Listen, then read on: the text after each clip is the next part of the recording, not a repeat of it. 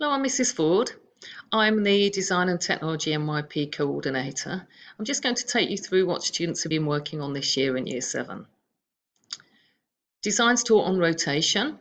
We teach food, textiles, product design and resistant materials. We aim for students to develop their knowledge, understanding and skills from different disciplines and produce quality products using the design cycle. We have 4 assessment criteria.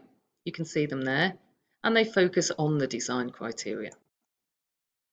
Our first unit was called Product in a Tin. It was a home learning project.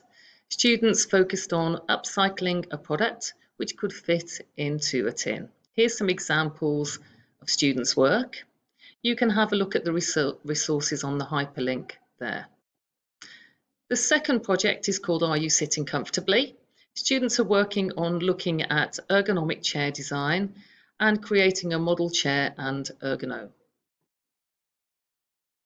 Depending on COVID restrictions and the group students will be in, they'll be working on one or more of these 4 projects.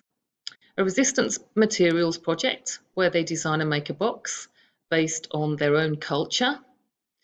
An air racer where they produce a scale model air racer and focus on systems.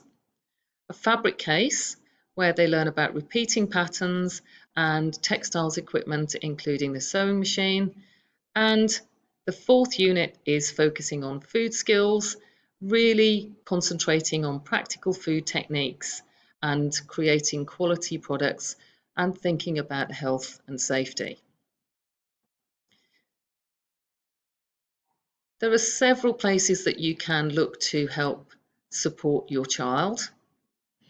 You can look at their Google Slides. Some examples are here. These are hyperlinks. You can look at the KG5 Design Instagram page and of course the Google Classroom. Also take a look at the fantastic work that students are doing practically and also in their sketchbooks.